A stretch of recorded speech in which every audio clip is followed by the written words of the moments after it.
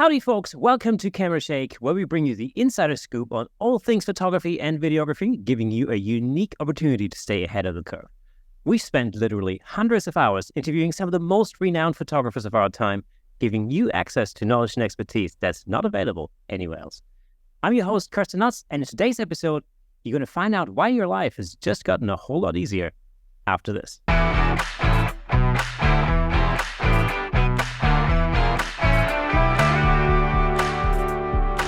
But without further ado, let's give it up for today's special guest, the headset expert, educator, business guru, and fellow guitarist. Give it up for Gary Hughes. Gary, man. Hey, Kirsten. This is great because I love the intro that says, we interview some of the most renowned photographers. And in my head, I went, and also Gary Hughes. Well, actually, in fact, it's actually your second time on the show already. It is. Yeah, it is our second time on the show. Yeah, I'm a fan of you guys, a fan of the show. And I think, this is the first time it's just you and me one-on-one because we both had partners the last time we did this. Yes, correct. So that's right. Now it's just you and I. So it's going to get really intimate here. It's going to be very special moment between you and I. But thank you for having me on. I love any chance that I get to just talk for a long time. I'm very grateful for, because there's nothing I love more than the sound of my own voice, let me tell you. Fantastic. And of course, if people want to hear you talk out for a whole lot longer, they should check out your podcast. See, that's the thing we got to talk about, because for almost 10 years with my partner, Boo Ray Perry, I have done the Photobomb podcast, 400 episodes. You can find that anywhere podcasts are found. But we are actually wrapping up the show. We're retiring the Photobomb podcast, and our last recording is going to be live at the end of this month. We're doing a live show, and it's going to be our final recording of the podcast. So anyways, I don't want to promote the thing that is going to no longer exist, but if you want to check it out, I'm going to continue to pay for the podcast hosting. So those 400 episodes will be bingeable very easily, and 400 episodes is plenty to binge, let me tell you, because we just started watching, my wife Julie and I, we just started watching the Taylor Sheridan TV shows. Have you seen these? Yellowstone and 1883 and 1923? Yes. Right. Oh, yeah. So we haven't seen Yellowstone, right? And so, because you got to, in the US, you got to subscribe to Peacock, which who cares, right? But now I do subscribe to Paramount Plus, because that's where all the Star Trek stuff is. Like all the Star Trek is there. So I will watch all the Star Trek. So I have that subscription. And I was like, I'm between shows. Let me go ahead and watch this. So we started watching it in chronological order. So we started with 1883, and we just finished season 1 of 1923, which is only 8 episodes. We figured we were going to get to binge a little bit more, and it ended in such like a place where, like, that's the season? That's the half season. It's a half season. Yeah. It's a half. Well, here's the other thing. It's a half season, and because of the writer's strike, which I fully support the writer's strike, by the way, because the writer's strike, it was supposed to continue to come out this month. Yeah. And now it's like going to be probably next year. Oh, gosh. And like, look, if you want to, anything to where Harrison Ford is a grumpy old bastard, you sign me up for that show. I don't even need to know what it's about. All you got to say is it's Harrison Ford being a grumpy old man, and I'm all over it like a lampshade. I'm ready to go. So I'm very, very, very disappointed that it ended where it ended. I don't want to spoil anything, but I am. This is one of the few shows where I'm like, I'm very excited for it to come back. So yeah, now I'm gonna have to go subscribe to Peacock so that I can watch Yellowstone just to get a fix. But there's no way it's gonna be as cool. I doubt there's gonna be nearly as many people shooting each other, which is my favorite part. Like the gunfights are the best. Well, so I've watched. If you spoil anything for me, I will hang up this call right now. Okay, I'll tell you. I'm going to give you one little gem. It's not a spoiler, but all right, tread lightly. But I have watched every single episode of Yellowstone thus far, and there's a lot of shooting in it. Okay, good. I'm on board. That's good. Good to know. All right, thanks. I'm going to say. There you go. Because you know what? I have been a Kevin Costner fan my entire life. I think he is so underrated. And here's a fun fact about me. My favorite movie of all time, bar none, is Robin Hood, Prince of Thieves. It is my favorite film. I think it is a perfect cinematic experience. From the score to, like, it's just so like Hollywood eating its own tail. You know, like it's like they got an American guy to play Robin Hood, and he doesn't even, at some point during filming, he just gave up on trying to have an English accent. You know, you've got just like, and you got Christian Slater, also not English, playing Will Scarlet. Like, and yet you have all these incredible British character actors doing all these other parts in it, and they give the lead to the guy who was probably the biggest movie star in the early 90s, which is Kevin Costner. And even despite all of its ridiculousness, I still love that film so much. It's Alan Rickman, for God's sake. Yeah. Like, he's amazing. So there. So Yellowstone, I'm on board. I will look at Kevin Costner's old wrinkly face for hours and love every second of it. So there you go. A little fun fact. We'll quiz at the end. What's Gary's favorite film? It's Robin Hood, Prince of Thieves. Yellowstone's a beautiful series, man. It's single-handedly responsible for me, switching from Levi's to Wrangler. Is that right? That's right. Well, I tell you one thing let's bring this back to the photography and creative space.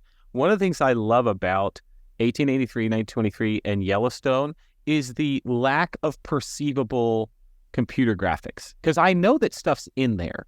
Yeah. Like, I know that they use it for some of the stuff, but like just the scenery and the places where they film these things, there's so much beautiful natural scenery, and it's interspersed so beautifully with the CGI elements that it to me, it's just visually, it's just such a treat to see that part of the country. And so it's got a very, for the most part, obviously in like 1923, there's a lot of CGI elephants and stuff like that, but like it looks, it's such a great looking show for what I'm sure is a fairly limited production budget, and I think it's great. And so I love movies and TV shows like that, where it like, the one thing that takes me out of something, whether it be a photo, whether it be a movie or a TV show, is like when you see where the seams are.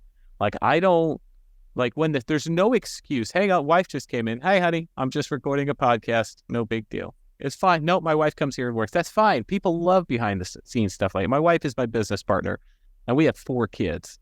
So my mother-in-law comes over and watches the kids, and then she will come here to the studio and work and get to feel like an autonomous adult human being without a child hanging on her. So it's actually pretty great. So anyway, there's no excuse in 2023, I don't think, for special effects to be bad. There really is. Exactly. Like, have you seen a show called Tin Star with Tim Roth?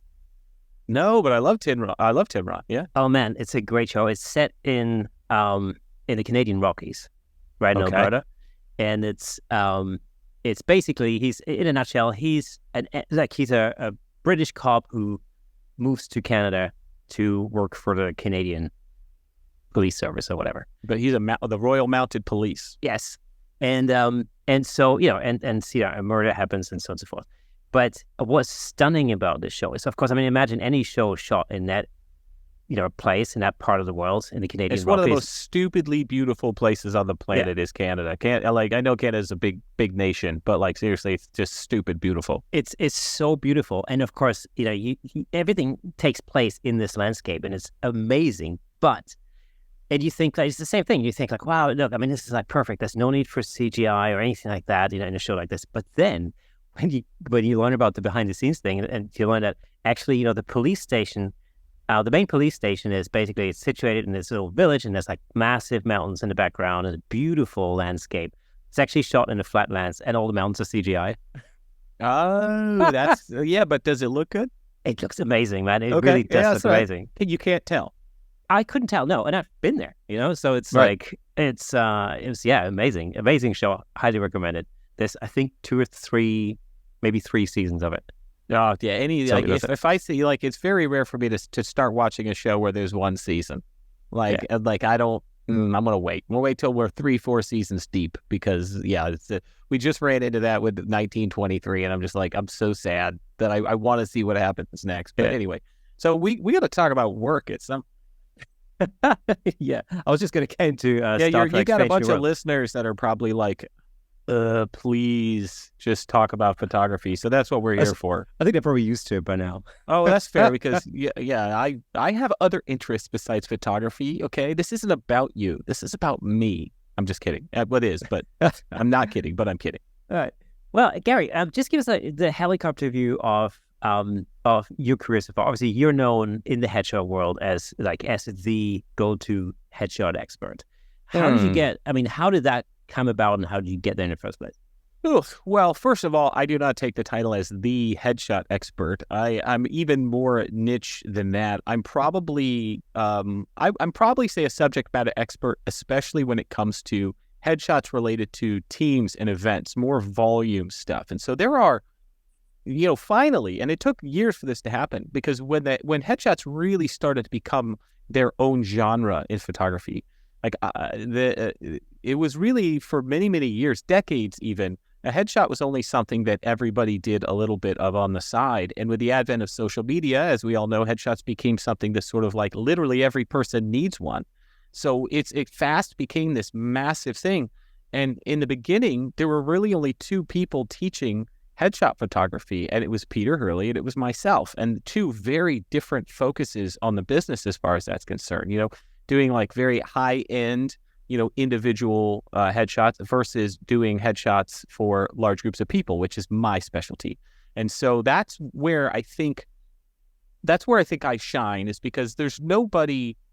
I'm not the best headshot photographer, not even in the top 100, and but I am one of the best headshot photographers at speed.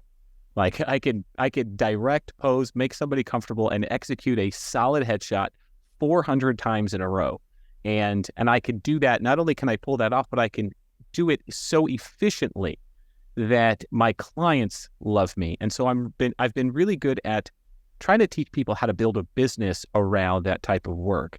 And the biggest struggle with that is taking photographers who many of them are, let's put this nicely, tender artists, so we're like, you basic, but when you shoot volume, you're the help. And when you shoot high-end individual stuff, your clients, you want them to see you as an artist and to trust your vision. And I don't have any of those tenderness pitfalls, when it comes to my clients. It's literally like I'm taking a picture for their email signature or their LinkedIn profile or their business card. And if they want to take another picture, I don't get my feelings hurt. So that's it, to teach photographers how to change their thinking away from this sort of precious protectiveness of their art to let's go make some money taking some boring ass photos. And that's like what I teach better than most. And that's my specialty. And so I got into photography. My parents are photographers. I'm a second generation. My dad started photography back in the 70s, and he had a studio in England for a number of years. We immigrated to the States when I was a kid, and me and my siblings, my three siblings, we all worked in the family photography business. My first job was in the studio. My dad was teaching me how to use the darkroom and developing, funny enough, business headshots, like doing smaller enlargements from medium format negatives for like an 8x10 business portrait that was going to be used in an ad or something like that. So these are all black and white, Mamiya or Bronica type of, negatives. And so we were, if you're like going to be something, if your parents do a job, like if you're a young man and your dad does a job, like there's this whole thing where like your dad's a lawyer, you become a lawyer, your dad's a doctor, you become a doctor, your dad's a cop, you become a cop. So some people are like, yes, I'm going to follow my father's footsteps. And some are like, I'm going to run screaming to the hills and join a hippie commune because I don't want to do that. And so I was definitely the latter, because my parents worked really hard in an industry that isn't anything like it is now. It was a completely different place. There were like 2 or 3 photographers in the town where I grew up, and now there were probably like 150. So they were like, and in a small town, when you're a photographer, you're not really allowed to specialize. You really have to do everything. So they did weddings, family portraits, and everything else under the sun, commercial work, business portraits, all kinds of stuff. And I had a negative view of photography as a kid because, whenever I stayed home from school sick or something, I had to go to the studio with my dad and sit there all day. And there was no internet. There was no mobile phones, no iPads. I didn't have a laptop. So you just basically had to sit there and like be bored for 8 hours. So, but like faking sick to stay home from school is like, I would just rather go to school. And so I left home, did a bunch of other jobs. I was a janitor. I was a construction worker. I went to school and I have a degree in sociology. I went back to school. I have a degree in IT, and I've done a lot of different things. And I ended up, while I was working repairing computers, I bought a digital Rebel on a Black Friday sale. And just on a whim, it was like $2.99. And so I bought it. I started taking pictures for fun. I was like, oh, I actually really like this, because I'd never done photography before that. This was probably 2006. And so, I started having fun with it. And then immediately, because I'm an entrepreneur at heart more than anything else, is I tried to like, how do I monetize this thing that I enjoy? Like, that's a weird compulsion of people who are entrepreneurs, is like, oh, I really like doing this. How do I make money with it? And you're like, yeah, it's like, why? Why do you want to ruin this thing that you like by turning it into a job? Like, I don't understand. So a lot of my career has been trying to strike that delicate balance between the thing that I enjoy doing and making a living doing it. So I've sort of, almost in self-protection, separated the art of my photography from the business of my photography. The business of my photography isn't typically very artistic. It takes skill and craftsmanship and experience and interpersonal skills, all kinds of stuff. But it doesn't require an artist. And so when I do photography for fun, mostly of my family, I get to play.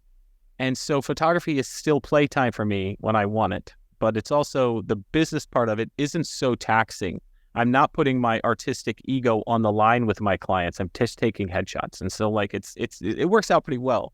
And but it's taken 15 years in business this year to really find that balance and to learn to protect myself from it. Because I've seen too many people come into the industry because they want to do something they love for a living. And then what happens is two things. They either become very successful at it and burn out because the demands on their creativity are too much, or they are not successful at it and they pour their heart and soul into it and they fail. And either way, the successful person usually stops doing photography for the joy of it at all. And the unsuccessful person will very often walk away from the camera and never pick it back up again. And so like, you want to ruin photography for yourself, then do not build walls around your creativity. Do not treat your business like a business. Do not manage the growth of your business. Just go ahead and keep shooting for fun and trying to sell that to people. And that's like the number one way you're going to lose your love of photography and probably go out of business. So that's the best advice I could ever give is like, if you don't want to run a business, don't become a professional photographer. You can be an amateur photographer or an enthusiast and have a blast with it and go to dental school. But like, if you have to run a business, and if you run the business and the business serves you, then you're going to preserve your love of photography, because you're going to make better decisions going forward as far as like what you do with your time, what kind of work do you create, what areas of photography do you practice in, and be a business owner rather than the photographer in the business. Because at some point, if you really want to run a successful business, you have to look at yourself as the owner of the business and also as the chief employee in the business.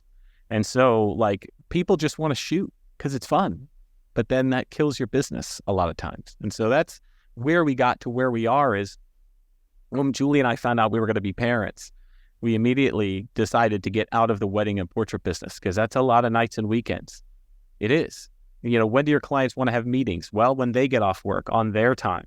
You're going to meet them at 7:00 at night, and then you're going to have to sit with them for a couple hours and show them all your wedding albums. When are the weddings? Mostly on the weekends. When are family portraits? They're going to be on the weekends when kids are out of school. When do you do the sales appointments? Like, it's all evenings and weekends. And on top of those evenings and weekends, you still have to work during the day, during the week, to get all your admin stuff done. And so now I have 4 kids, and when the weekend comes, I get to be with them the whole time.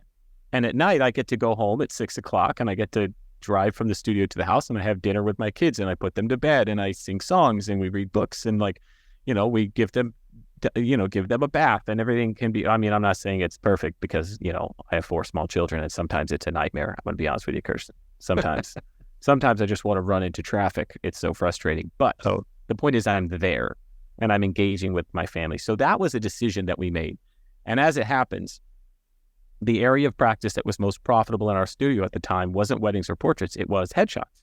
So we really leaned into becoming what we now call a commercial portrait studio. which is every picture we take in our studio is for someone for their job. And whether that is custom stock photography or even some small scale video production, headshots, branding photography, event photography coverage for corporate events, does not matter. Like, we will do it if it's for work, because the key behind that is, one, they're not spending their own money. They're spending someone else's money most of the time. Two, they don't want to talk to me or see me on nights and weekends any more than I want to talk to them or see them. And so I basically keep banker's hours and have a business. And not many people really lean into that side of photography. Everybody gets into weddings. Everybody gets into portraits, babies in buckets, couches in fields. You know, everybody wants to be a fashion photographer, where that's actually not profitable at all unless you're in a market that supports it. So, like, I get it. I understand that's fun, but I also want to do something in photography and make a living, and I also want to be in the lives of my family on a daily basis, rather than editing images at 2 a.m. wondering why I started this damn thing in the first place. So there's the answer. That's it. That's the long answer. And you know what? Everything you just said, if you replaced the word photography with the word music, it'd be just as true. Mm-hmm. You know, and that's as everybody listening to this podcast knows, I mean, that's exactly my experience. And that's precisely why I'm not in the music industry anymore. Mm-hmm. You know, because it'll kill it for you. It completely kills it. You know, and it's the same thing. You know, I at the time, you know, of course you start playing the guitar because it's fun and it's a hobby, and then when it becomes a job, then at some point you're gonna have to look at monetizing it. And in my case, you know, in my case, it was, you know, doing a number of different things, sessions and recordings on one hand, but also I set up a music school. And so I was running a music school for about 12 years. And that it was very similar to what you just described, you know, because, you know, the vast majority of your students are going to be kids and teenagers. You know, they're always going to have lessons after school and in the evenings and on weekends, you know, and same with adult students. The vast majority are going to have lessons after school. So actually, it's exactly the same thing. You know, you're working from 3:30, 4 o'clock to the late hours. This way. When you're creating a product or offering a service that is some kind of non-necessity, an end-user personal item, when those people are free to do personal things, is in their personal time. And so your schedule becomes a slave to that. And Absolutely. So that's fine. And some people are in a stage in their life where that works. Maybe you're single, maybe you're married and you got no kids and you're partnered with, and you know, you and your partner do your business together. And that's how Julie and I were for a long time. We didn't care when we worked. It was just the two of us living in a condo and just having fun with photography. But at some point we're like, oh, this isn't going to work. And I think you'll see a lot of photographers make that progression from wedding and portraits into other things. They'll do like school photography and things like that make money that you could do during the day, during the week. And we just figured that out pretty early on, that's what we wanted to do. And you know what's crazy, Kirsten, is like, the more we've specialized, the busier we've gotten. And I know that there's a certain, like, we happen to live in a good sized metro area we're in Orlando, and we have a good sized metro area. So if you live in a large area, you can specialize more easily. If you're in a small town or village or somewhere, like, it's very hard to specialize, because, you know, there just aren't enough people in that particular genre. So, you know, but if you can, the more that we put limits on my time, the more we've raised our prices, the harder we are to get to book with, the longer lead time before a client can get in the studio, the busier we get. The more we specialize and define our purpose and our mission as a studio, the busier we've gotten. And that's really counterintuitive if you don't understand how business works. And it really is important. And a lot of creatives in creative fields don't have the confidence to do that out of the gate. And why would you? Because you can't have confidence without some measure of sort of success and reinforcement to know that you're doing things well, right? Like, oh, we're making money and this cool thing, and I booked this job with this awesome client, you know, those types of things. It takes a while to build that confidence.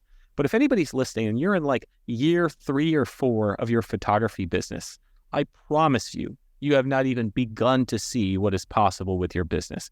In my experience, photography is a small business with a slow growth curve, and most people don't hit their stride until year 6 or 7 is about when things start, when that tipping point starts to happen, when you don't have to beat the bushes for every single job, when the community at large are enough people talking about you and recommending you that work is coming to you more and more unsolicited, where you're able to retain your clients and keep pulling from the same pool of people to have a long-term profitable business. So if you're at like year 4 and you're like, I suck, I'm not doing anything right, that's where you're supposed to be right now. That's literally where you're supposed to be. Some people have success more quickly, and that happens. But you don't worry about those people, because I swear to you, I promise you, those are the outliers. Those are not the normal people. In any system, there are people who beat the odds and people who do better and people who do worse. If you talk to most photographers who are long-term successful in their business, I guarantee you they would tell you that they hit their stride somewhere between years 5 and 8. Like, that's pretty much right down the middle. So, don't quit. If you really want to do it, you can, but don't quit at year 4, because other people will quit at year 4 and you can succeed where they don't. It's a marathon and not a sprint, as they say. Yeah. If you want to just take all that smart stuff I said and just whittle it down to a platitude, yes, then it's a marathon, not a sprint.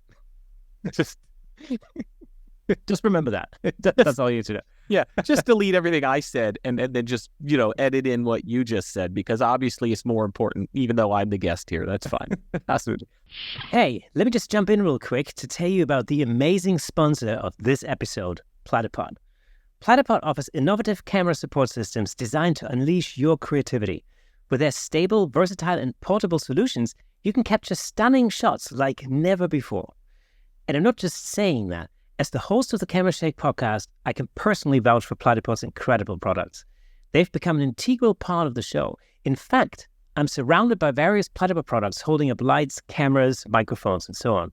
It's really helped to transform the way I make the show and the way I shoot at home, in the studio, and on location.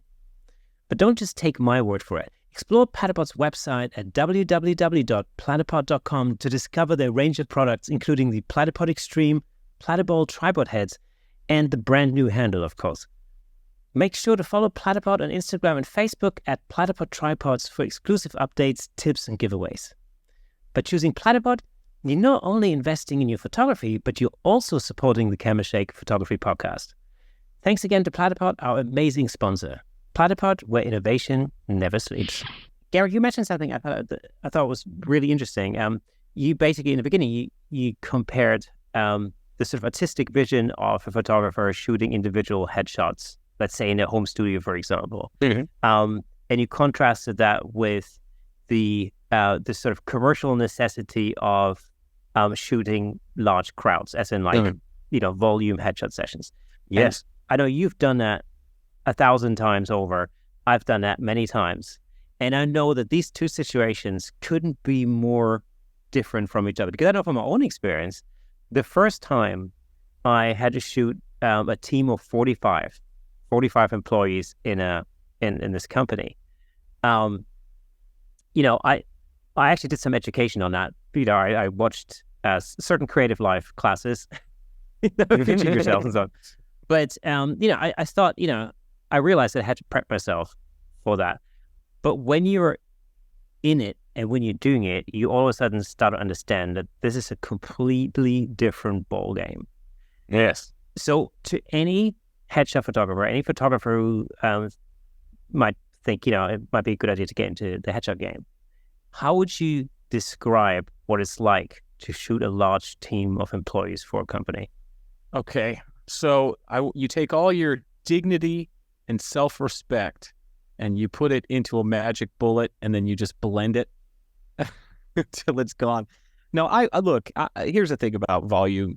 It's not for everybody. It is not a photography game. It's a personality game. I don't care how good of a photographer you are. If you're not engaging and interesting and you don't like talking to people 100 times in a row, or you can't muster the strength to do it without doing damage to your emotional health, then don't take the job, or take the job and pay someone else to shoot it, because it's emotionally, it's a lot. Because here's the thing that photographers very often do wrong. In a volume situation, they view their participants in that as sort of a body, a number, a thing to be conquered and do next. And what I do, because at heart, I'm a people person and I love interacting with strangers. I love winning people over. I love making people laugh. I really do like people and like being around them. And so it is so conducive to my personality that the best part for my my participants, my subjects, my clients, the people I shoot, isn't the photos. Although I do good photos, it's the interaction that they get. It's taking something that they were like reticent to do and turn it into something that they really enjoy. And that is the trick for me. And that's huge. That is absolutely huge. So I like people to leave feeling like they had a great experience because of their interaction with me. It's a personality game, not a photography game. I could teach a clever chimpanzee how to operate a camera. I could set up the lights, and all you got to do is get the chimp to push the button every once in a while, and you're good. It's not about the photography. That part's on lock. It's not really hard to get that down. What's hard to get down is to see these people as human beings 200 times in a row, no matter how tired you might be, no matter how hungover you might be, whatever it is. Like, you have to engage people like they're human beings. Remember their name, use their name, talk to them, ask them things about them. Don't use tricks to try and get people to engage with you. Just like be receptive to the energy that they're putting out and respond with the energy that they need, and they'll give it to you. And you can get really good at that really fast. But if that type of interaction does not appeal to you, then run to the hills. Stay far, far away from volume photography, because it will suck your soul right out. Because here's what's going to happen. You're going to take a picture of some 22-year-old dude who is gorgeous with cheekbones that look like they were designed by Michelangelo. And you're going to take a beautiful headshot of this beautiful man. And he's going to come around. He's going to look at the photos you took, and he's going to go, "Oh, I don't like any of these. Ugh." And you're going to be like, "You're so stupid. I'm looking at my old face and my tired eyes and my gray hair, and I'm looking at this beautiful young man, and he's just going to look right in your face. He's going to tell you that you suck." And that happens a lot. But here's the thing. It's not on me. He doesn't hate my work. He doesn't hate me. He hates his own stupid face, is what he hates. People bring an incredible amount of baggage into their self-image. And there's a lot of psychology going on in that exchange. And so if you can't take it when someone looks at the photos that just came out of your camera and go, "I don't like any of them," because that happens to me. It happens. It happens to everybody. It happens to me as much as it does to anybody. But it's not about me. I did everything right. But sometimes that's part of the process. But if that hurts your soul, volume photography is going to kill you. It doesn't bother me at all. So I'll tell you exactly. I'll give you an example how I respond to something like that. So, Kirsten, just pretend you're going to look at photos and then tell me I don't like any of them. No, man, I don't. I'll be honest with you. I don't like any of these shows. Oh, yeah. Totally understand that, man. Looking at your face like this big on a monitor is, man, for some people, that's shocking. And believe me, I hate having my picture taken too. I tell you what, let's do this. Let's look at the photos. Let's look at them again. And if I'll be happy to retake some, but it's going to be the same photographer, the same lights, the same the same background. So we have to decide that we're going to do something different. And right now, you and I are going to decide what that different thing is, okay? So look at the pictures. And if you could be really specific to tell me what you don't like, then we can change something and you will like it. So is it the way your hair is sitting? Is it your expression? Is it the angle on your face? Is it your posture? Be as specific as you can. Now make something up. Just make something up. I don't like the size of my nose. The size of your, oh yeah, well, you got a big nose. No, I'm just kidding. I would never say that. No, I totally get that. So what I'm going to do is this.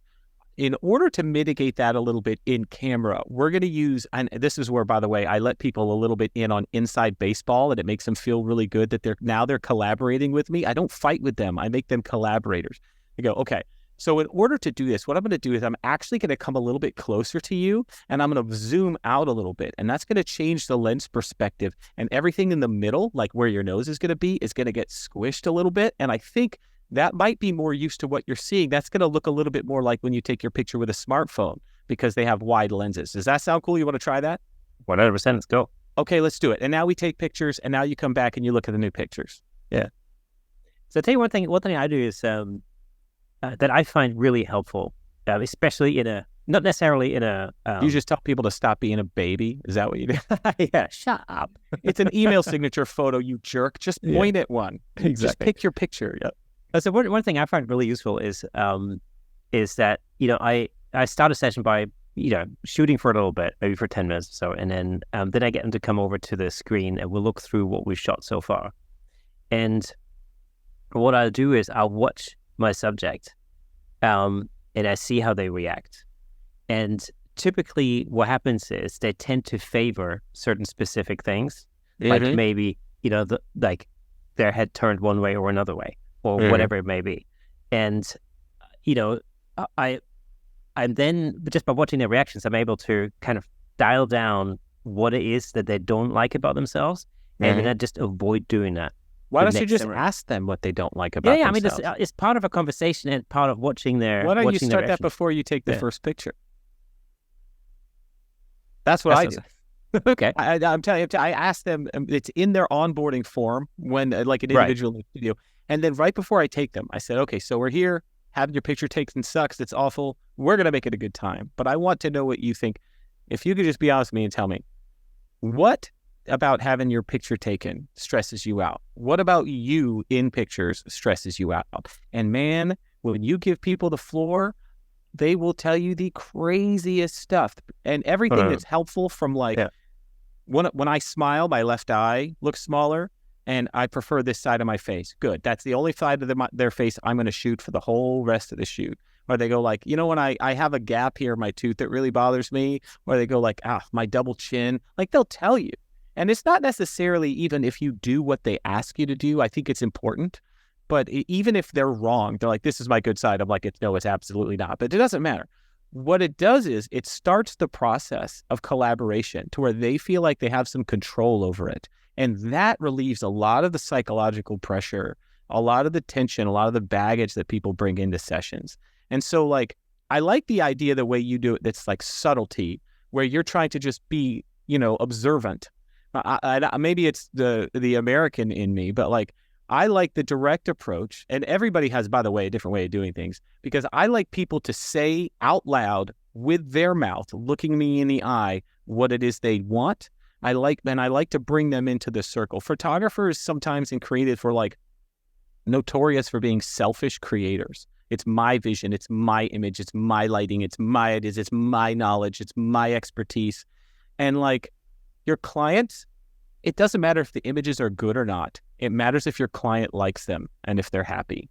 Absolutely, that supersedes. Now you want the Venn diagram, right, where both things exist. But if I had to choose between a happy client and a good photo, I'd choose a happy client every time. 100%. Right. And so my goal is to accomplish both of those things. And the thing I found that eliminates most of the friction in a session is, like you said, being observant of what they're doing. Like one of the things that people do often is when they get in front of the camera, they will subtly, like subconsciously push one side towards you. And I find that happens a lot. Not all the time, maybe about half the time. And so I'll go, I see that you're kind of, when I take your picture, when I was doing the test shots, you were really turning your left side of your face to me. Is that the side that you like better? Do you want me to focus on that? And then they'll go, you know what? I didn't even notice it, but yeah, that's the side I like. It's the being observant and subtle is important. But for me, getting them to say it to me and making them actively collaborate with me solves 90% of my problems in the studio. And usually it's just me and the other person. And so there's nobody to listen to tell that they're confessing to besides me. Do you find when you're working with clients that they tell you like the craziest things? It's like being a bartender sometimes. 100%. And, I think this is actually probably the single most important aspect of really building that connection with a client, is to get the client to trust you to the point where they can open up to you like that and let their guard down. Right, but you have to do that fast. Especially in a volume situation. You have to do it really fast.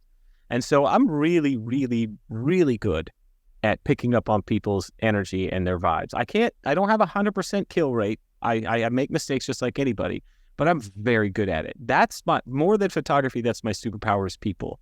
I observe them. I know how to make them look good, but I also know how to make them feel good. I know how to disarm people quickly.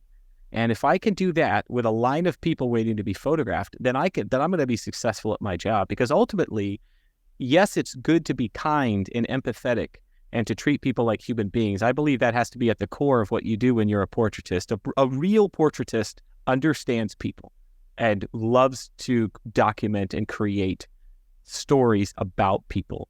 But ultimately, this same skill set is good for your business, because the more people that stand in front of your camera and walk away feeling good, like you've done these events where like you're creating great headshots for people as you go. And then all of a sudden, over the first couple of hours, it starts to generate a buzz, and people go and get their friends and bring their friends over to you, and people tell their boss. And then, at the end of the job, my company contact is like, you were the hit of the whole event. People cannot stop talking about it because and that's not because the photos are fine. Like my conference headshots are fine. They're not amazing because they just can't be amazing in that situation. But they can be great. They can't be amazing, not with 90 seconds per person, but they can be really good. So somebody could take better pictures of them, no question. But nobody's going to take a picture that good of them and also make them feel really good and have had a great experience that they want to go telling people about in 90 seconds. That's my superpower. And that's the thing. It's like you're really, you get to, I think in this business, you got to get away from thinking that you're selling photos per se. And you get to start you're not at all. You're selling an experience. That's if you're selling photos, you're going to lose to AI 100%. You're going to lose to artificial. If you're selling photography, if you're selling digital photos, I'm not saying, yes, we're selling digital files. If you think your job is to take pretty pictures of people and to sell them to them, you're going to go out of business. AI is going to eat your lunch. Have you Googled headshot photography recently, Kirsten? Have you Googled it? Yeah, only today. The first 5 sponsored ads are going to be different AI headshot generators. They are spending a ton of money to try and destroy the headshot photography industry, these AI companies. Every single one of them is actively trying to kill our business, take food off our tables, and put us out of business. Every single one. And that, to me, should be terrifying to those of you that are just selling photos. What you have to be doing is solving problems and giving people incredible experiences. And that goes for people who are doing high-end photographs individually, or they're doing volume photography. And so I've actually thought about this. I want to attack this issue and put it out in front of my clients instead of hoping they don't find out about it, because anybody Googles headshots, they're going to find out about it in about 5 seconds, But what we have to do is concentrate on the experience we create and the problems that we solve. So let's say, for example, you run a law firm, right? You're the office administrator for a big law firm. You've got 50 lawyers. So that's like a small to medium-sized business. When it comes to law firms, that's actually fairly small potatoes. But 50 people or so, that's about the sweet spot for when you shoot team headshots in your local area, right? So here's what happens. I am the senior partner in the law firm, and I come to you, Kirsten. I say, Kirsten, we need new headshots for all of the 50 attorneys in the firm. We're launching a new website in January, and I want this done before then, and I need you to handle it. So you got to go do it, right? So what does Kirsten do? Well, you like me, you're an elder millennial, so we're going to do the same thing. We're going to go to the Google machine, and we're going to type in headshots or whatever. So let's say that you find one of these AI headshot generator things, and you click on that, and you go, oh, that looks great. I don't even have to do anything. Nobody even has to go in for a photo shoot. So now what do you got to do? In order to make that happen, now you have to go and you have to find headshots or get 50 attorneys.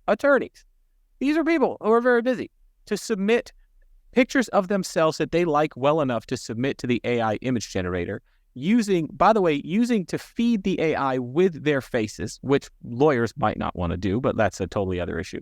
So now you have to collect headshots from 50 people, whether you get them to submit ones that they like, or you have to go around to their LinkedIn and their social media profiles and grab all those photos. So you have to gather hundreds of photos together and collate them. And now you have to sit in front of this AI image generator and you have to feed it the photos. And then the photos that it spits out, you have to send a link to every single person to let them pick the one they want. And now they're going to pick ones that aren't consistent with each other across the board. They're going to be from different angles. The lighting's going to look different. And now nobody's headshot is going to look the same. And you're going to get back, well, I don't like any of them. Okay, so now you got to go back in and you got to regenerate the headshot for that people or those 12 people. Like, you're talking a process that is going to take you 6, 8, 12 weeks to complete trying to put all those puppies in the basket. So now you thinking that you were doing a good thing by saving money, instead of paying £100 or $100 a person or $150 or whatever it is you charge, you're paying $39 a person, right? Which you think great. But now you've just lost 3 months of your damn life trying to put all these puppies in a basket when you have way more important things to do. Now, let's say Kirsten, the office administrator, goes to Google, types in headshots, sees my website, and you click on it and you go, well, we have a budget for this project and this guy looks like it'll fall in our budget. So we're going to, it's going to cost us maybe $6-7 to get all these headshots done. Now what happens is you give me the day to come out. I come to your office. I photograph every single attorney. They pick their favorite image right there on site. And then the next day, I deliver 50 retouched headshots that look perfectly consistent across the board. And you are done with the project in a matter of 48 hours. Not only that, but I am able to give every single person their own gallery and individually deliver emails to each person that is going to let them download their own photos. So you don't even have to distribute the photos. I give you all the photos to plug into the Outlook server so everybody gets their email signature and everybody else gets their images to put on their LinkedIn on their own. And it's all done inside 2 business days from start to finish. Now, let me tell you, if time is money, which one of those options sounds better to you? Absolutely. Option number 2, 100%. Right. And that's what you have to market to your clients to keep your business alive. That's what you have to focus on. You have to create that content. You have to proactively go to all of your previous clients and be like, and ask yourself, how can I improve my level of service? How can I make the experience incredible? How can I make it so that the person who hires me regularly knows that if they try to dive down the AI headshot hole for their team, they're going to end up hating their life. And it's going to suck 6 weeks out of their life, where I'm going to take care of it for them in 2 days, and it's going to be done, and everything's going to look great and be consistent, and everyone will be happy and as little fuss as possible. Not because I create the best headshots in the world, because AI could probably create more interesting images than I could, but because the systems are not in place for that to be good for team jobs yet. And they may not ever be. Nobody may generate something that's like good for that, although I think it probably will. But ultimately, at some point, you have to interact with the 50 people whose headshots are being chosen. And like, I'm going to take all that off your plate. I'm going to take delivery off your plate. I'm going to take all of the admin completely off of your plate. And that's going to be cheaper in the long run. And so that's how you tackle AI. If you're shooting individual headshots in the studio, guess who's not going to get an AI headshot? The high-end person who's going to come in and spend $1,500, $2,000 on headshots and branding photos. They're not going to do that. Now, if you're worried about losing all your realtor clients, they were never yours to begin with, those cheap bastards. Realtors, I'm just teasing. I like to make fun of realtors. I have some great clients that are realtors, by the way. But those people who are like really looking to save a buck, AI eats the bottom of the market first. Like automation eats up the bottom of the market. And it's going to really, really hurt those people who are charging $100 for a headshot coming into the studio and $25 for every retouched image after that. There's no incentive to work with you. None. But if you have a great experience and prestige and a high price point, like your clients with money are not going to sit there in front of an AI generator. They want to hire a specialist. I was talking to my friend about this yesterday, literally yesterday. There's a reason why I don't mow my own lawn. It's not because I couldn't mow my own lawn. It's because I work really, really hard to have enough money to not have to spend my day off mowing my damn lawn. So I pay a guy to mow my lawn. And all these things in my life and in my business, as soon as I get to a point where any successful moneyed person will tell you that the best thing that you can do is outsource things to specialists and professionals so that you don't have to think about them anymore. And those are the people that are going to come in and spend money with you because they just want you to take care of it and they want it to be the best. And so your individual headshots, if you want to survive in the individual headshot game, you have to move toward higher end. If you're going to survive in the team and event headshot games, you have to move towards a seamless, incredible experience that takes everything off the plate of your client. If you move those 2 areas of business in those 2 directions, AI cannot touch you. You'll be fine, at least for the foreseeable future. I completely agree with you. I mean, there's 2 things there. One is, we all know the sort of the bottom end, low hanging fruit type of photographers. In my area, it's the 60 quid headshot photographer. Yeah, and again, I don't think there's anything wrong with that. I think everybody has to start somewhere, and you learn these lessons 100%. On your own. So I'm not mad at those people. I'm trying to save those people. That's all. Yeah.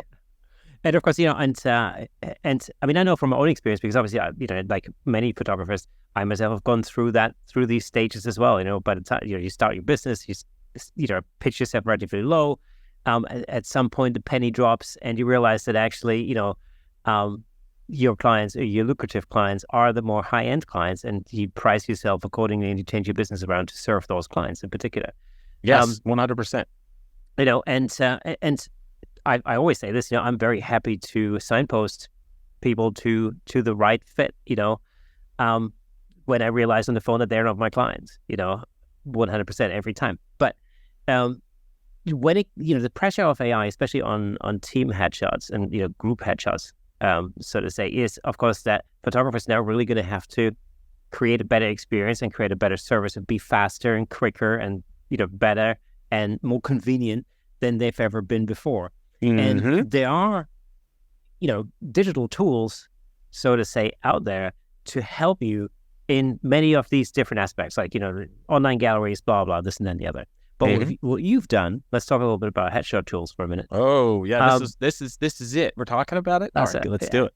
So what you've been able to do is you've been able to look at all of these different problem areas that headshot photographers have, in particular when it comes to shooting groups and teams and so on, volume sessions. And you've been able to basically find a digital solution for each one of these problems, streamline the whole process, put it all together, packaged up, and put it out there as one tool that does it all, essentially. Yes, that's true. Yeah. Well, essentially, there are two types of headshot photographers who shoot groups of people, like small teams to high volume at events. And we're talking like 5 people to 500 people. There are two types of photographers who do this.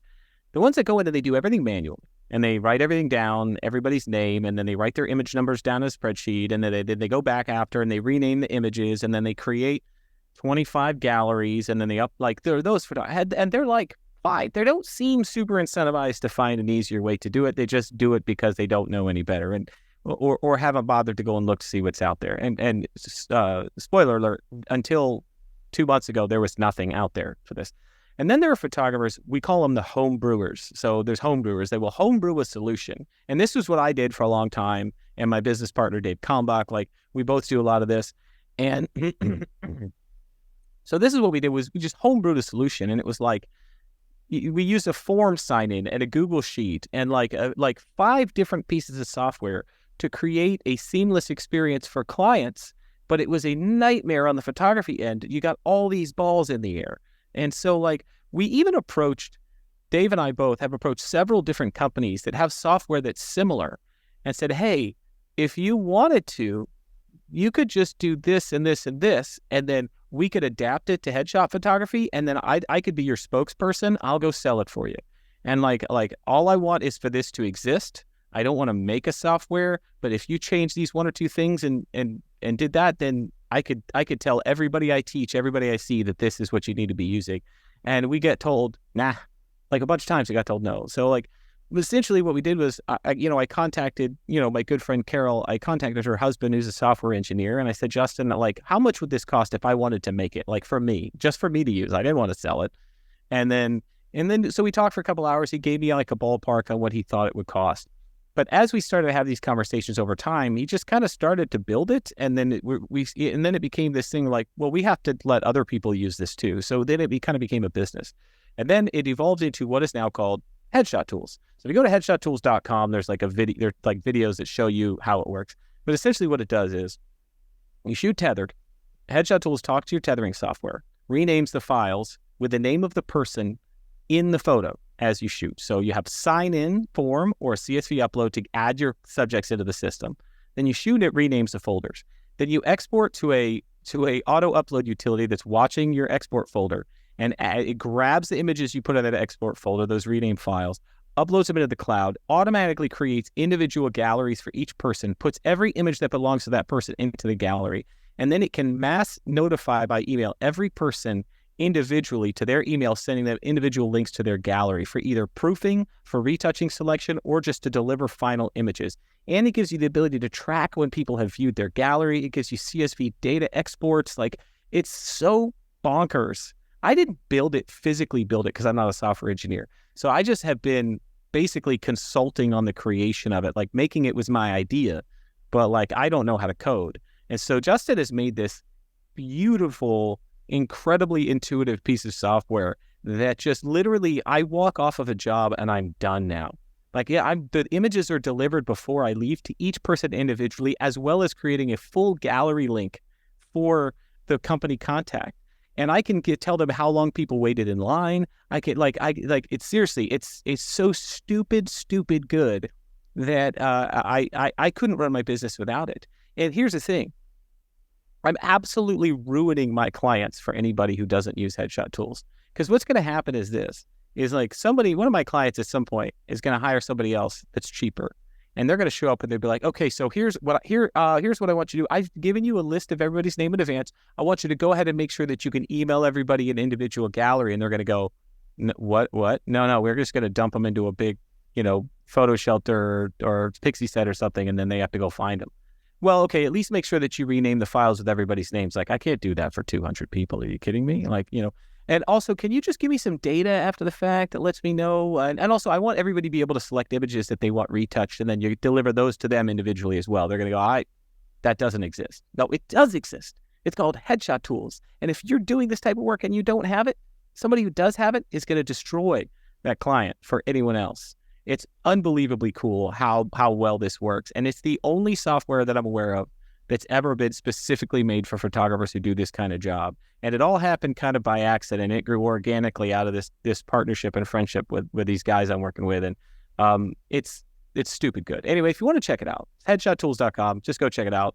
You can sign up right on the site if you want to do it. We're actually in an open beta right now. So it's a paid open beta, and it's unlimited everything for the one price of $59 a month. And you can check that out. And when you consider the amount of money I was paying for like the 5 different solutions I was using, it's like the cheapest, best deal on the planet. So it's like unlimited storage, jobs, uploads, $59 a month with no commitment. So it's pretty rad.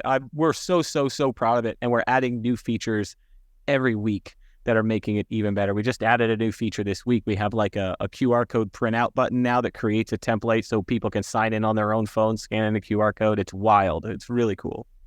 So I mean, that's, if you think about that, just think about unlimited storage, for example. The minute you sign up to any online gallery like Pixelset or whatever, you're already looking at quite a hefty sum just for that. 150 to $200 a month for any gallery system to get an unlimited storage, like just that. That alone. Yeah, exactly. What I really love about this is it actually, it's sort of, it solves 2 problems. One is the client experience. It really just creates a much better client experience, which is much better, like stupid good. Yeah. Yeah. Which ultimately is the important part, because that's sort of, that's your shop window, the shop window to your business almost, is the client. That's a great way to put it. Yeah.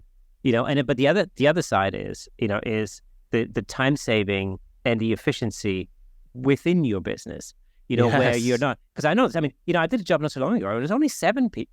I think it was 7 people. So a small team, but I did exactly what you described.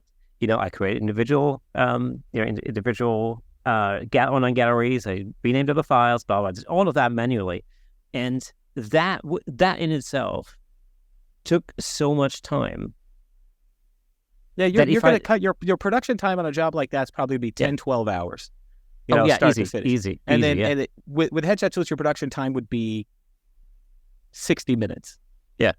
And if that's not worth $59, I don't know what is. Yeah. It's so stupid. Like, again, I'm geeked out by it. I'm not like selling it. It sells itself. Like, once you use it, like if but like it's absolutely bonkers. Like, and the cool part is too, we have instant email delivery, right? So like when somebody signs in, you get a dashboard, and that dashboard has your shooting queue of people. So you click on their name. If you have instant email delivery enabled, when you click on their name to start photographing them, that's when the email gets sent. So while you're photographing them, the email is already in their inbox, in their phone, in their pocket. And so I'll turn to my computer. I'll pick 6 of the images I just took, Command D on Capture One or whatever to export to that watch folder. They walk over to me and I go, take your phone out. And they take their phone out. I go, you got an email in there from me. Oh, there it is. Boom. And they've already got their proofs in their hand. And then I go, okay, so right there on your own device, do me a favor, just tap the one that you like the best, tap the heart on it, and that'll be your selection. And you can limit the number of selections. So if there's a job that's like your client has paid for everybody to get 2 retouched images, you can make the proofing that you can send instantly or after the fact, let them know that they need to select 2 and it will limit them to 2 selections, and it will let them know when they've completed the right number of selections. You can pull up a list of all the retouched images, copy and paste that list into Lightroom or Capture One, and filter just down to the retouched selections. Like, it's wild how efficient it is. And you know, the beauty of it, again, is the fact that all of that can happen right there and then. One of the things I hate the most, and one of the things one of the first things I stopped doing was actually working with online galleries, in the sense that, you know, when I do individual headshots, I make sure that the image selection happens at the end of the session. Nobody leaves this house without having selected their images. I'm a big, not everybody works that way, but I'm a big advocate of on-site selection. It's huge. And, you know, I'd say about 90% of my clients, it works. There's probably 10%, but for one reason or another, they might have to They always call an audible, like your company contact gets freaked out that there's not enough time for everybody to select. And then they say, just put it into a gallery. We'll do it later. Exactly. Sometimes that's out of your control. Yeah. But then what happens is, of course, you end up chasing people. It's like, if you have even if you have a small company with, like, let's say 12 employees, and, you know, there's a contact person, and they basically send an email out with a link to a web gallery. And then they have to get these 12 people to select their favorite shots. That takes absolutely flipping forever, because they're going to have to chase their employees to actually... Not with headshot tools, because not only does that company contact not have to do it, but you can do it with the push of one button. We have what we call smart emails, right? So here's what happens. Let's say I've got 10 people, and I do small groups all the time. So I got 10 people, and I've sent out the email to notify everybody that their gallery is ready to select their retouched images from. So let's say that 6 people go right away, select their one image for retouching. What about those 4 people? I can see that they viewed their gallery. I can also see in Headshot Tools that they haven't made their selection. So what I'll do is, if I go back to our mass notify feature, I can send an email just to people who have viewed their gallery but not made their selection yet. And smart emails will send them an email automatically, just those people, that says, we're still waiting on your selections, da-da-da-da-da. And if they haven't viewed their gallery, they'll get another email that says your gallery is available to view. And if you upload their retouched images into Headshot Tools will recognize which images are retouched using its naming convention. It'll send 10 different people 10 different emails, all depending on what status they're at in the system, and it does it automatically. You click one button, every person gets the exact appropriate email for what their status is in the system. And, like, you wrap up jobs so quickly. And the best part is, you click one button, your client does literally nothing. Your company contact has to do none of this. Like, it's all done for them, and it's all automated inside Headshot Tools. It's ridiculous, dude. I'm telling you. Yeah, and that's ultimate problem solving right there, because you're solving somebody else's problem. But I mean, this is really like, you know, you could describe this as a studio software that you take out of the studio onto location. Yeah, and make it work for you. And it's a web-based platform. Go ahead.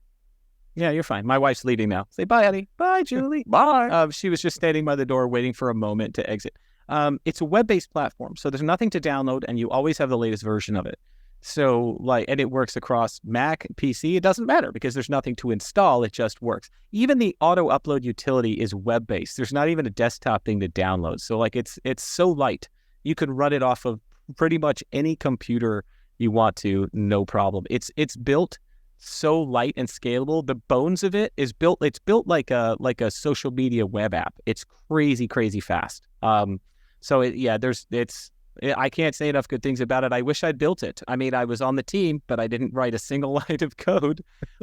It solves all these problems, and I can't say enough about it. And just our team is we've been working on this for a year and a half, and we just launched the software a month and a half ago, and it's just been consuming my life to make it as good as it is. And it's Headshot. I don't want to sell it. Just, it'll sell itself. Headshottools.com. It's amazing. If you do this type of work once a month or once a week, it is going to save you 20, 30 times as much money as you would ever spend on it. It's just in your time and in your stress level. If, like, it's for photographers who maybe you're looking to move into this space and you don't know how to take on these big jobs and how to organize them, we got you covered. If you're a home brewer or a manual person who does all these jobs, it's going to solve all these problems for you. It's going to make, for the home brewer, it brings everything to one solution from 5. And for the manual people, it's going to save you 20 hours of your life every time you do a job. So, like, and that's why we built it. We do this. I do this every week, sometimes 5 times a week. And I designed this idea and Justin wrote the software, and Dave consulted with us as our partner too, and we all put our heads together. We made this to solve our own problems because we do this, and that's why it's good, I think, because it wasn't designed by a venture capitalist looking to move into the extremely lucrative volume headshot software space, which, by the way, doesn't exist. It's like we just built a platform to solve our problems and happen to be sharing it with the world, and it's pretty rad. It's, again, I really love every single aspect of it. And, for those, I think, you know this, I'm sure, and I think there are many headshot photographers out there, but when let's say you're used to shooting like small teams of 5 or something, where you can still do things manually. It takes a lot of time and it's a pain in the backside, and all the rest of it. But the first time, somebody, you at a conference or whatever, and somebody says to you, okay, can you do headshot for 200 people, our sales teams? You're facing a whole different set of problems. As soon as that scales, tools like that will become absolutely invaluable. But it's infinitely scalable. That's the thing. I use and the cool thing is I've been using headshot tools for when I shoot a team of 8, and then they hire somebody new. I put the new person into that same headshot tools job, and then everything stays in the same place. And so it's wild, dude. And but I use it also for where I shoot 500 people over the course of a couple of days. And it makes it's without breaking a sweat. You will go from, I have no idea how to do this, to I am the master of the world. I am the king of headshots or queen of headshots or person of headshots. You will go from feeling completely overwhelmed to going why was I even worried about this? And it's meant for any size team, literally, and any size event. So if it's 3 people, 4 people to 3,000 people, it will scale for that number of people. And it's the best customer service you're going to be able to give, and it's going to save you hours and hours and hours of just miserable admin work that you may have done in the past. And again, it's a great weapon in the arsenal, in the battle against AI. In that respect. Yeah, it's. I'm telling you what, it's going to empower photographers to deliver faster and better than AI. It really does. Because it's literally instant. 10 seconds after they walk away from having their picture taken, they've got them on their phone and all you had to do was push a button. They just stood there and now they've got them. AI can't do that yet. It's still, even some of the AI processes are it takes 2 business days to generate all the whatever. I'm faster than that. Can't get much faster than instantaneous, And so again, I don't think it's us versus the machines.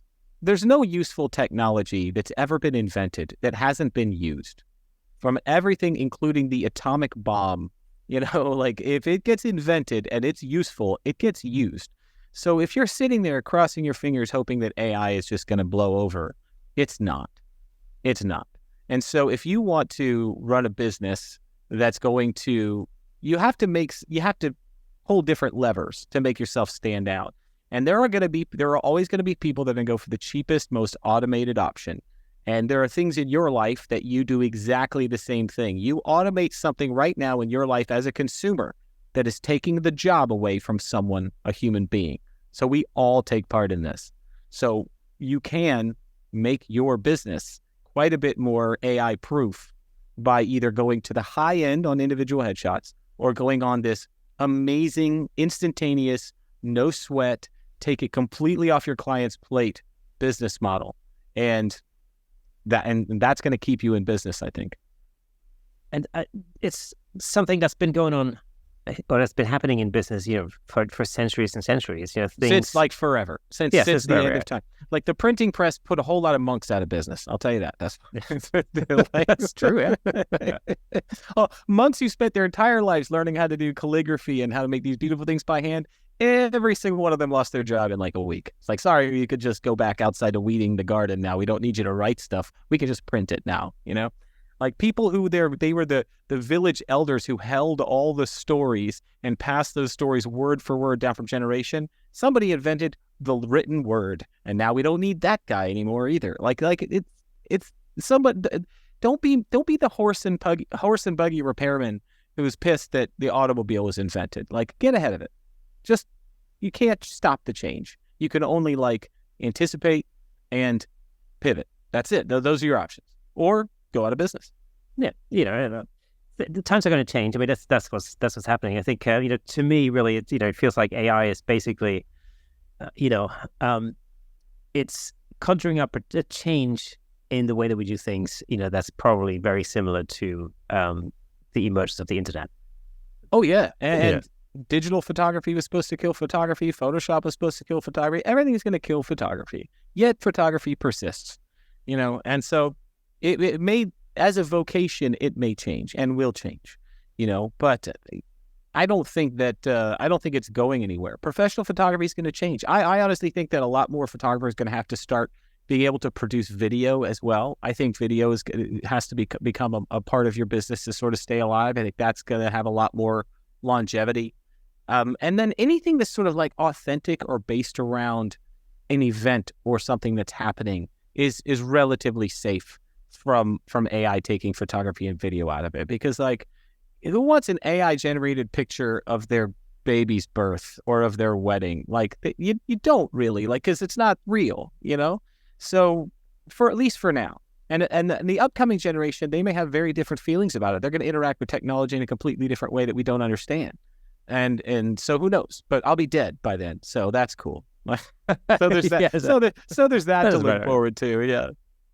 Fantastic. Well, I mean, that's one way to safeguard to future-proof your business, against things like AI. It's simply, to get used to forever changing the way you do business here, because nothing ever stays the same. Yeah, I think you've got a good solid half a generation to go before we really see it all the way down to the user level, where people who take important, momentous photos of times in people's lives, whether that be portraits, weddings, I think that it's going to be a while before the people who are kids now grow up and they don't care whether it's AI generated or not. So you've got a while to go to figure out what you're going to do with your business. Commercial photography is a lot more susceptible to AI right now than personal photography, and headshots are commercial photography. But just like 3D modeling has hurt a lot of photographers and artists over the years, like it'll take a big ass bite somewhere out of the commercial photography space, but it won't kill it, but it will change it. You just gotta be aware that that's happening. Of course, but if you could time travel 60 years into the past or something, that whole industry would have looked completely differently, because there are no labs anymore to speak of, and all the people that used to work in labs and develop film or whatever, those jobs just don't exist anymore. Similar things. Yeah, those people had to learn how to use an inkjet printer. Yeah, exactly. There obviously are some still survive, and it's very boutique, and it's very expensive, and that's where some photographers maybe the market is going to shrink. It is, and in a lot of the spaces in photography, the market's going to shrink. You just got to be like, do you want to be a part of the smaller market later, or do you want to diversify and open up your product offerings? That's basically it. That's or leave the industry. Those are your choices. Yeah, and there are always opportunities, because I think there's going to be a major. It's going to have a major impact on wedding photography, in the sense that everybody's going to be a wedding photographer now. Dude, you know how many times I've heard that in my career? I've been in the photography business. I was 10 years old, dude, and I've heard that so many times. Not bad. At the beginning of the Great Recession, when a lot of people who were hobbyists got laid off their steady gigs, and then all these people who were all of a sudden unemployed, who happened to own cameras, are like, well, I'm going to turn my hobby into my job. And then there was a wave, just a tidal wave of new people coming into the photography business from like 2006 to 2012. And none of them had any idea what they were doing, and they were all just undercharging and giving crappy digital files, wave after wave. Those young millennials just ruining everything, and blah blah blah. And we're still here, and most of them are gone now.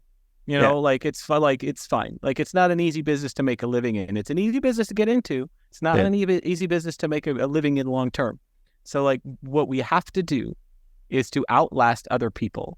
And to outlast your competition, you have to just make smart business decisions. Keep your eye on the ball, look down the road and see what's coming, and take your personal feelings out of your business decision and make smart business decisions. So if you want to stay in the space, you got to treat it like a business, because the people who come in and they're shooting their passion clicking, passion, coffee, puppies, those are great. I love that energy. And when that energy comes into the industry, it infuses us with a lot of great new ideas and a lot of really cool stuff. And I have nothing against those people. 90% of them are going to wash out. They're going to hit the hobby paradox. They're going to realize that taking something you love and turning it into your job is really, really hard in the long term. Once they turn around and they look at their books and they take aside what other income they might have had, and they're going to look at what their photography business is actually making or losing, they're going to leave. They're going to go away. You just have to make good business decisions, steady the ship as much as you can, look to the future, make dispassionate decisions, and outlast the other people around you. And that's how you stay alive. Like it's as simple as that. Like people will come, the waves and waves of new people have been coming into the industry every time everything got more accessible. Once the 35 millimeter cameras became like accessible, and those started to be the fashion, and then professional photographers using a 35 millimeter camera, that was like sacrilege. What do you mean you don't shoot with a Hasselblad? What do you mean you don't shoot with a Bronica or a Mamiya? Like, oh my God, you're shooting with a Canon or a Nikon as a professional? Like those were hobbyist cameras forever. And then all of a sudden people came along and they're like, no, I'm a wedding photographer. This is actually way, way, way, way better than dragging around a medium format camera with a prism on top. So yeah, I'm just going to do this. And then it became the standard. All of our major modern digital cameras, all those systems are modeled on 35 millimeter cameras, which would have been anathema to medium format shooters back in the 80s and the 90s. It's everything changes. Everything that comes along is going to kill photography, and nothing has killed it yet. It's like just different. It's like a weed. That's what it is. What's the persistent weed is people's negativity. Yeah. It's people's attitude towards change is the persistent weed. People resist change so much, yet it is the only thing in the universe that is inescapable and constant. Change is constant. Nothing stays the same. Entropy comes for everyone. And so you got to get on board with it. You either have to figure out a way to use it or to get around it or get out of the business. But if you're going to sit there and whine every time dumb new kids come into the industry, because I was a dumb new kid when I came into the industry in 2007. I was a dumb new kid with a digital Rebel that I bought on sale. And now, 15 years later, I have a profitable, long-term successful photography business, and I teach at pretty much every major photo conference that you can teach at. And people come to me and ask me what I think about things and what they should do. Yet in 2007, there have been plenty of photographers that would have loved to see me wash out because I was just a stupid young kid trying to make my passion into a hobby, clicking around with a digital Rebel, having no idea what I was doing. So any one of those idiots coming into the business right now could be the next person to change the industry by bringing great new ideas in. Stop worrying about those people. Worry about your business. Worry about yourself. Practice your own stuff. And let the people who come in and are successful, be happy for them. Cheer for them. And the people who wash out, just be glad they're gone and keep moving on. Like, there's no negativity necessary. I never understood that. I never understood being negative about people who are trying to do the exact same thing that you did at one point, which was go into photography because you like taking pictures. I don't want to make it my job. And you're just mad at them. It's like when somebody comes to the United States or to England from a country that's objectively harder to live in for whatever reason, and they make it there and they gain legal status as an immigrant. They build a wonderful life. And then they turn around and they're mad at other people trying to immigrate to the same country and do the same thing 10 years later. Like, why? Yeah. Like, you just did this. Exactly. You think you're ready to get here and like close the door behind you? You can't. You're just, the thinking there in our photography business is, Matt, you don't get to close the door behind you and be a gatekeeper once you come in. You got to come in when you wanted, and so does everybody else. And everyone is responsible for their business to survive long term. And what somebody else does has nothing to do with you. Mind your business, run your program, make healthy business decisions, and stop being such a crybaby. Just do it, man. I tell you what, that really chimes with me because I'm an immigrant here, and I've had exactly the same experience. Gary, if you had to, I'm also an immigrant, by the way. I'm not an American citizen. We immigrated to the United States when I was 2. So yeah, I'm a permanent resident. But yeah, so I'm like, I speak from experience. I don't look like or sound like a typical immigrant because I grew up here, but I am one. So I'm allowed to say that. Yeah, absolutely. I don't sound like a typical Brit, But, that's, I've been working on it for a long time. Well, you say quid, I noticed. So there's that. That is, yes, absolutely. Yeah. I have to fit in at some point. People do need to understand what I'm talking about most of the time. Yeah, if you started paying for things in like Deutsche Marks, you'd be in trouble, especially since they don't exist anymore, right? Hey, man, this is one of the most bizarre things because, I moved abroad in the early 90s, right? So I've been away from Germany for a long time. But, ever since I moved away, the country has, like early 90s, let's say, very early 90s. So the country is basically almost doubled in size, the currency is different, and they had a spelling reform. So nothing's even spelled the same. In Germany, you mean? Yeah. Yeah, you had the unification of East and West Germany, and like now it's on the euro. Like, yeah, exactly. That's bonkers. And there's been a spelling reform. So if you've been in the UK for 30 years, and now Germany is definitely the foreign country to you, right? That's 100%. Yeah, 100%. Yeah. My German's so rusty. It's funny. It's not a problem of like the comprehension part is fine. You understand what people are saying, although of course language always develops. And when I listen to my younger cousins, I sometimes think like I understand the words you're using. I have no clue what you mean. It happens with English too. I don't understand anything that these kids and teenagers are talking about. The way that like there's so many funny TikTok and YouTube videos about like how Gen Z talks. Like I don't get it at all. But I'm trying. I'm in my 40s now, so I have to try and keep up and stay relevant so that people will still hire me. Yeah, so I mean, even my youngest daughter is 12, and my stepdaughter is 19, and even between them, there's already a generational difference. Yeah, that's a generational gap. Yeah, that's the younger millennial and a Zoomer. Yeah, exactly. Yeah, it's crazy. Gary, if you had to basically give a young photographer starting out in the headshot business one piece of advice in 1 minute, what would it be? I don't think I can do anything in a minute. To be honest with you. Okay, I'll say this. Concentrate on running your business, on speaking to people who work in the corporate world. Don't sell with emotion, sell with efficiency, and stop trying to make people fall in love with you. That's not what it's about. Give people the pricing and information they need to make a decision, and with a call to action and an ability to act, and be fast. Do everything in as few words and as few emails as you possibly can, because the thing that they're trying to do is cross something off a list. They're not trying to fall in love with you, want to have coffee with you. They're trying to get this off their list so that they can get the next thing on their list done. So run it like a business, learn how to speak to people who are running a business, learn what's important to them, and carry good insurance. Especially the insurance part. That's it. That's it a minute. Did I make it in under a minute? Oh, that's great. Yeah, fantastic. Gary, thank you so much for being on the show. It was an absolute pleasure, as always. Thanks, man. It's fun. I love running my mouth, and it's always nice to see you. Okay, folks, that's all for today. It's always awesome to have Gary on the show, and be sure to check out Headshot Tools. But before we go, let me just recommend another episode that I think you'll like. Check out episode 55 with headshot legend Peter Hurley, and episode 139 with Rafael Wiegel. I'm never sure how to pronounce his name, but I'm pretty sure you love it. And for those of you who are listening to the audio version of this podcast, did you know that there's a fully fledged video version over on YouTube with plenty of examples of our guests' photography in full Technicolor? All you have to do is go over to YouTube, search for Camera Shake Podcast, and you'll be able to watch all past episodes on there. And if you're on YouTube already, well, get in touch and leave a comment, and remember to hit the like button, ring the bell, and share with your friends. You can help us reach a greater audience all over the world.